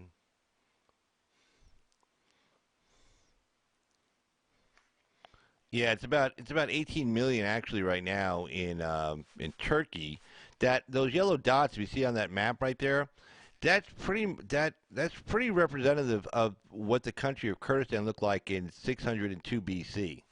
So that area there where you see the Kurds like in Iran and then through Iraq and then through Syria and then through Turkey, that's pretty close to what the Kurdistan map looked like in 602 BC before Alexander came in 331 BC. So the whole point is, in other words, again, the Kurds, you know, they're being well disingenuous. I'm being nice. The Kurds are being disingenuous. They don't want just a little carve out in Syria. You know, you see the two little dots there in Syria. There's like 2 million supposedly in Syria. They don't want just a little piece of Syria. Okay, they want their country back. Okay, and I understand the concept, although not too much because I'm not sure if I had a country from 2,300 years ago, when the time Alexander came in, that I would feel entitled to have it now. You know, if I go back 20, I'm half Italian. I can say, well, gee, I want my Roman Empire back, and everybody give up their land. I'm not sure anybody would be. I'm not sure anyone would be listening. Or if I was, Byzantine, and I'd say, okay, I want you to change the name of Istanbul back to Constantinople, because hey, that was only 1488. That was only like 540 years ago, 530 years ago. So I'm not sure I have a lot of sympathy for them, or empathy rather would be the word, because again, it was so long ago. Now the thing that's confusing for the Kurds is that they were allowed to, they somehow managed to keep their culture alive for those last 2,300 years. They kept their culture alive, their dress, their customs, their food. They kept a lot of that alive, although that's probably not too unheard of if you look at other cultures that have been around for that same amount of time, especially in the Middle East, like the Jewish culture, Arab culture. A lot of those survived a long time too. So I'm not real empathetic for their cause, especially since it would involve us. Again, the Kurds went to Trump about a year and a half ago. Trump dined them out yesterday at the press conference because a year and a half ago they went to him and said, we want money to fight in Iraq against the Iraqis so we can get a little carve out in northern Iraq. And Trump's like, hey, we spent trillions of dollars setting up that Iraqi government, love it or hate it, whatever, and building up their army. We're not going to then give you money to fight the army that we built up. He says, no, get lost. So, and they've been making some, moves in Iran, albeit not too much. The Iranians shut them down pretty quick. Taking on the Iranian army and the Iranian Air Force, probably not a good idea for the Kurds. Turkey's a lot more of them, if you can see just from the map, 18 million of them. And the PKK, they commit acts of terrorism. They blow up people at airports and stuff like that. I brought that up the other night. So yeah, I don't have a lot of empathy for them. And the Kurds in Turkey, the PKK is a old Soviet-style communist Marxist-Leninist organization. It was formed in the late 70s when the Soviet Union was in place, and basically with the people they recruited and they brought to their side were Marxists and Leninists. So they're basically communists. That's why when Trump made that comment to Pelosi, he said, oh, he goes, well, they're communists, so you probably like that about them anyway. And so she was pretty pissed, off about that. But yeah, the whole thing is like, is it our fight to help the Kurds establish a home country across those four other countries? My answer would be really quick: no. Sorry, we're not we're not going to war with Iraq, Syria, Turkey, and Iran to establish Kurdistan. That's somebody else's problem. It's definitely not ours. I don't see where there's any benefit to us whatsoever. And the argument that, well, Russians going to have influence in Syria. Hey, wake up! They already do. They established first naval base they have in the Med. Back under the Obama administration, they have air bases in Syria already. They were fighting side by side with the Syrians against ISIS. The Syrians and the Russians did a lot of the heavy lifting against ISIS. It's not really told that much, and against some of the other whack jobs that were fighting inside of Syria as well. Excuse me. So the idea that Russia's going to have more influence inside of Syria, well, they already have it, and they're good friends with Turkey. They're good friends with Syria. And everybody said, "Oh, the Syrians and the Turks are going to go to war. It's going to be a bloodbath." Well, no. I mean, anybody who said that was foolish, because that wasn't going to happen. The Syrians are coming up to tell Turkey, "Hey, don't go too far." And they realized where the Syrian army was, and everybody said, "Oh, they're coming up to rescue the Kurds." No, they weren't coming up to rescue the Kurds. They're coming to get their land back, and they didn't want the Turks having it. So it looks like they're working out a deal. Turkey's going to have like some kind of a 20-mile buffer zone. Most likely the Russians will be patrolling it. There'll be some economic deal worked out, I'm sure, between Syria and Turkey and the Russians. So I mean, it's going to all get worked out. And guess what? We don't have to be part of that deal. Hey, we don't. Everybody says we have to have our influence somewhere. Why? I never understood that answer. It's like, why do we have to be there and be an influencer? We have to put our brand on it. Well, our brand, Western style democracy, does not necessarily fit in with the brand of Syria, Iraq, and Turkey and Iran. So, wonderful. Fox News now reporting shelling near the Turkey border. Oh, okay. So is the shelling coming from Turkey into Syria or from Syria into Turkey? Because that one city there that I put up earlier, supposedly that was supposed to be part of the. Let's see. Let me see if I can get my hands on it. That map again. Let's take a look. Where is it? Let's see.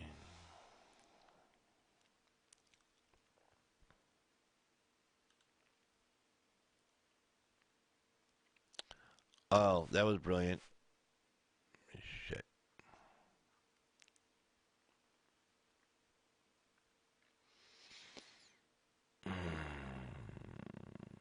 I just lost my live stream.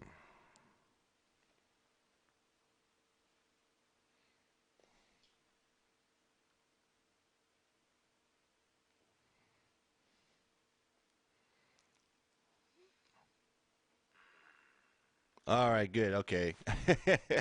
I thought I lost my live stream. I didn't lose my live stream. Yay. Okay.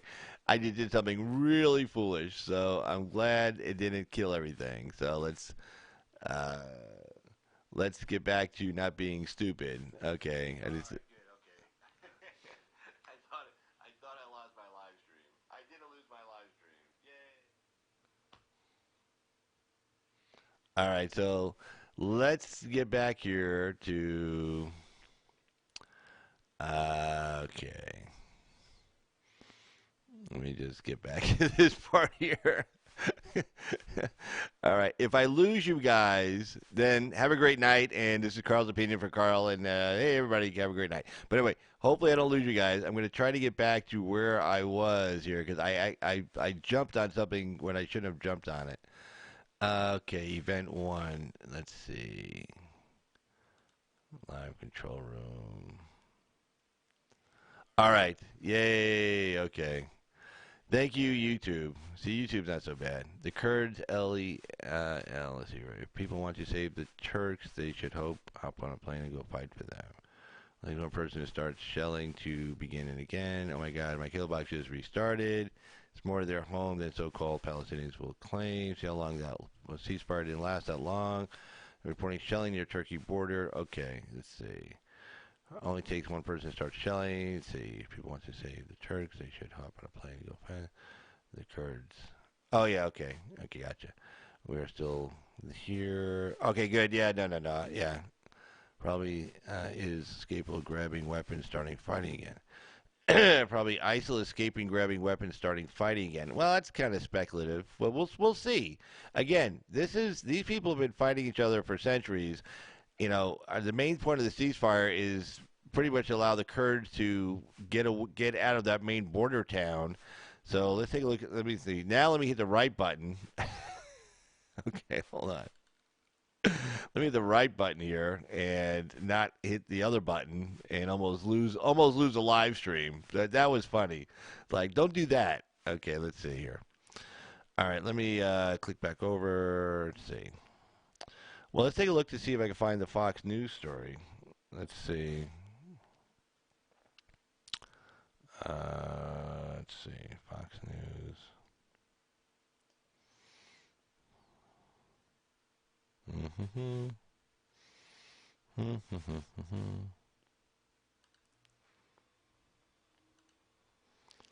Let's see.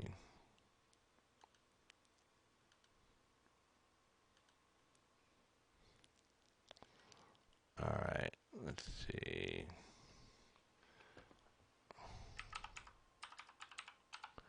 Shelling Turkey. Turkey shelling Kurds or shelling Turkey? Well, one or the other. Let's see. 1 day ago, 2 days ago, Turkey urged Kurdish fighters to lay down their arms.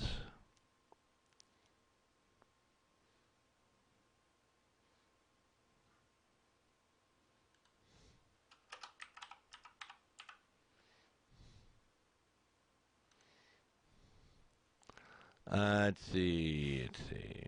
I'm trying to look for the recent story. So it's on Fox News. Let's see. The veteran's done his time. Let's see. Let's try this.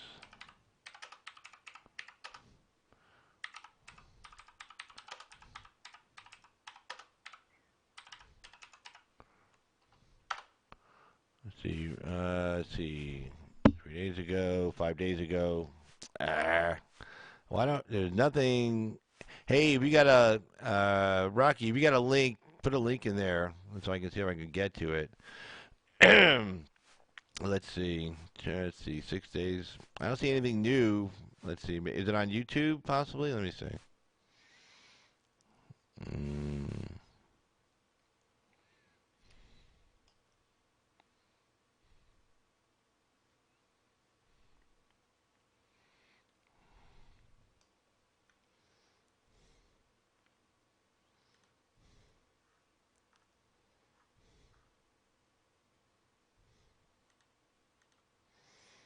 All right. Let's see here. We'll find it. We'll find it.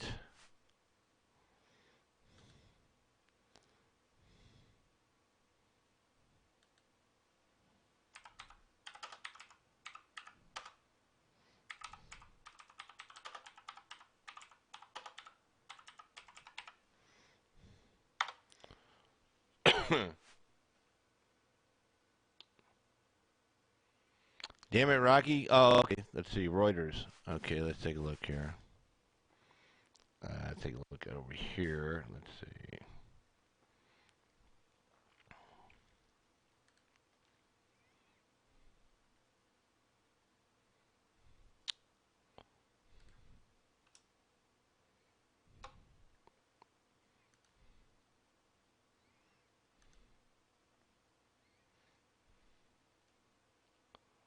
Okay, Reuters.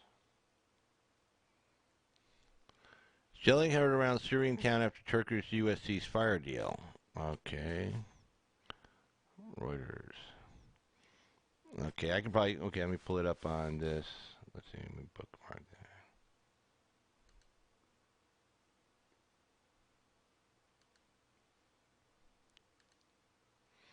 that. All right, let's see if I can pull it up over here. Do do do do do do do.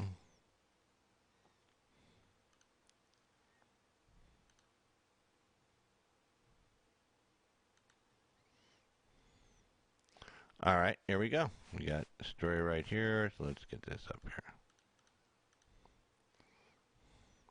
What's this stupid commercial up here? What is this? Damn it! Wow. What's? There we go. All right. There we go. October 17th, 10:30 p.m. Updated 23 minutes ago. Good. All right. So let me get back over. Let me jump it over to you guys. All right. Here we go. Boom. Shelling heard around Syrian town after Turkish-U.S. ceasefire deal. All right. Let's take a look. Let's see. By Mert Oskin. Here we go. There's a picture. Okay. Senlen Pinar, Turkey. Shelling and gunfire resounded around the northeast Syrian town of Ras Az Ain on Friday, a day after Turkey agreed with the United States to pause its offensive in Syria for 5 days to let the Kurdish forces withdraw. Machine gun fire and shelling could be heard from the Turkish town of blah blah blah across the border from. Okay, so in other words, the shells were coming into Turkey from Ras Al Ain, which I believe is held by the Kurds. So let me grab. Let me see. Here we go.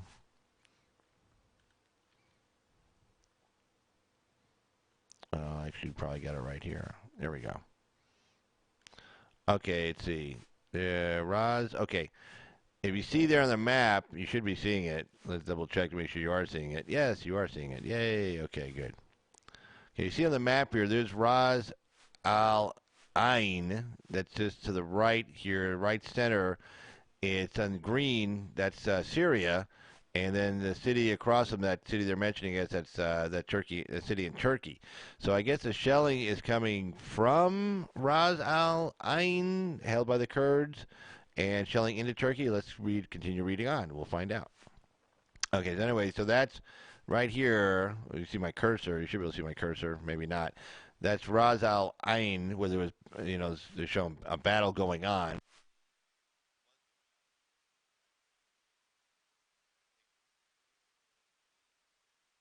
Going on here. So let's see what else they say. All right, so machine gun fire and shelling could be heard from the Turkish town.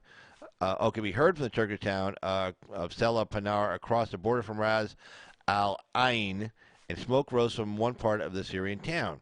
The truce was announced some 13 hours earlier by U.S. Vice President Mike Pence after talks in Ankara with Turkish President Tayyip Erdogan. Turkey agreed to the 5-day pause to let the Kurdish-led SDF militia withdraw from a safe zone Ankara had sought to capture. The deal was praised by U.S. President Trump, who said it would save millions of lives. If implemented, the deal would achieve all the main objectives Turkey announced when it launched its assault October 9th. Control of a strip of Syria more than 30 kilometers, 20 miles deep, with the SDF forces, once U.S. allies, with the SDF forces, once U.S. allies in the years-long fight against Islamic State, obliged to pull out. So they're supposed to be pulling out of there.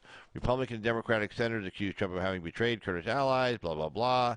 It was unclear what, if any, damage came from the shelling heard on Friday. It was also unclear whether the Kurdish-led Syrian Democratic forces would fully comply with the agreement, which would leave Turkish forces in charge of a swath of territory that the Kurds once held with U.S. military support. But everybody needs to remember that swath of land that the Kurds once held, that belongs to Syria. Okay, that's inside Syria. Okay, that's not that's that's not Kurdistan. That's Syria. Okay, so it's like, well, are the Kurds going to pull out? Well, they have to pull out because either one of two things: either the Syrians going to want the land back, or the Turks are going to want it back, or the Turks are going to want to keep a buffer zone there, rather. So either way, the Kurds are leaving. Okay, trust me. If they want to get stuck between the Kurds, between the Turks and the Syrians, good luck with that. And it's not going to end pretty for them. But anyway, so there's the city right here. Again, I'll show the map. This is in green is Syria, controlled by the Kurds. Ras Al Ain. It's right on the border. It sounds like possibly maybe the Kurds aren't leaving, or the Turks are moving quick, or the Kurds are fighting back. Who knows? Not to mention, you may have some people who don't want to leave. Then the army says we're pulling out. The guy says, "Oh, I'm staying." Then he starts, firing a couple of rockets or something. So it could be anything. But like I said, the nice thing about it is we don't have to be involved in any of it. Okay, we let the Russians, the Turks, and the Syrians and the Kurds all figure it out amongst themselves. We don't need to be over there being a referee or an umpire. We have no interest in that little strip of land there, that little 30-kilometer, 20-mile strip of land that's inside of Syria on the border with Turkey. We have no interest over there. There's nothing for us there, okay? We got our own strips of land. We got a whole border here to protect with Mexico, just to the south of us. It's pretty long, too, okay? And nobody's coming over to help us with that border, so we should not be going over anywhere to help anybody with their border. That's just Carl's opinion, my opinion. Yay, Carl's opinion. But let's see. So, yeah, Philip, you were in the Navy, right? You worked on A7s. I remember that, yeah. Well, all-weather attack squadron, right? Yeah, I remember that. All right. So, anyway, kind of disappeared, but they're not guys. So, there you go. All right. So, let's see. Let me see if I can find any other news that we can talk about real quick. Let's see. Nope. See. Oh, actually, that one story, I think. Did I still have that story up? Oh, here we go. There we go. Bernie Sanders' $97.5 trillion blueprint would put half of Americans on government payroll. Yay! And it was funny. Who had the answer for Sanders? God, who said that not every American wants to work for the federal government? Who was that? That was that Buttigieg? I think it might have been Buttigieg that said, not every American is going to want to work for the. Or no, it was Yang. Yang was telling Sanders, I don't like your plan, although Yang's plan is just as stupid. $1,000 per month for every adult in the United States, drive inflation through the roof. And of course, then the Feds would try to raise interest rates to cut back on inflation, but of course it would have no effect because the inflation is artificial because it's government printing money, handing it to people. So you'd have interest rates spiraling upwards with inflation, which of course would then cause unemployment. And then, of course, you'd have people who would be more than happy if there's 2 or 3 adults living in a house and making $3,000 a month to sit on their ass all day and do nothing and take the $3,000 a month, divide it amongst themselves, pay for a place, pay for food, pay for drugs, and whatever other forms of indecency they wish to pursue with their free money from us. So, of course, Yang's plan sucks, but yeah, Sanders' plan is almost as bad. Well, as bad, actually. All right, let's see what this says. So if a President Bernard Sanders got his way, taxpayers could be on the hook for a staggering $97.5 trillion in new spending over the next decade, according to an analysis Tuesday of the White House hopeful's plans. Perhaps more striking, about half of the U.S. workforce would end up working for the government in order to carry out Sanders' expansive government programs, said Brian Reidel, a senior fellow at the Manhattan Institute who crunched the numbers on Mr. Sanders' agenda. More than 16 million private sector healthcare workers would be nationalized under Medicare for All. Mr. Sanders' proposal is to create a job guarantee would federalize 45 million others, more than tripling the current rate of government employees. The $97.5 trillion price tag includes Medicare for All and the universal government-run health care program Sanders pioneered, as well as the cost of his jobs plan, free college tuition, and forgiveness of student loans, a plan to combat climate change, expansion of Social Security, a public housing scheme, infrastructure, and, of course, public education. This unprecedented outlay would more than double the size of the federal government, said Reidel, adding that Mr. Sanders would have the U.S. leapfrog even leapfrog over even the European social democracies that Sanders often cites as having government spending account for about 70% of gross domestic product. By contrast, government spending in Finland, the highest in Europe, only stands at 57%. So basically, his plan would cause for us to be spending 70% of our gross domestic product, and in the worst case scenario is Finland, that spends a whopping 57% of their gross domestic product on government-run programs. Reidel released the numbers just hours before Sanders and Democratic candidates were to take the stage. Although notice that Sanders did not get specifically asked this question. It's kind of funny. But anyway, what time is it? So it's about let's see. Well, it's about 20 after midnight, and I tell you what, I'm going to go ahead and end the live stream for tonight. Let's see. I'm going to try to get on the right page here. Boom. So yeah. Let's see. Did I still have that up there? I didn't know I still up there. Boom. All right. So yeah, so it's about 20 after midnight. So I'm gonna end the live stream for tonight. So I just want to thank everybody who's been. Let's see, let me get me back over here. There we go. Let's try that. Boom. There I am. All right, so thanks. Everybody's been in the chat room tonight. Totally appreciate it. I did want to cover the Trump rally and then just a couple of stories after that. And then, of course, I appreciate Harmony for getting the ball rolling, asking about that one Supreme Court case. It turned out it was in Canada, but hey, made us look at another case down here. So that was totally cool. So I do appreciate that. And also, I want to thank everybody else who's been contributing in the chat today. Phil, thanks for bringing up some points here about the Kurds and stuff. Always like a good debate. That's always excellent. And let's see who else was running around there. Ask anybody. I'm like the worst with names there is in the universe. So yeah, Rocky, of course, Tim Slater. Thanks again, Tim, Rocky, appreciate it. And Harmony, like I said, thanks for contributing there as well. And I saw the Great Informer was in there earlier, so thanks for stopping by as well. And everybody else who's been viewing us and who'll be viewing us later. So for Carl's opinion, this is Carl. Everybody have a great night, and we'll see you on the next live stream. Take care, guys. Bye-bye.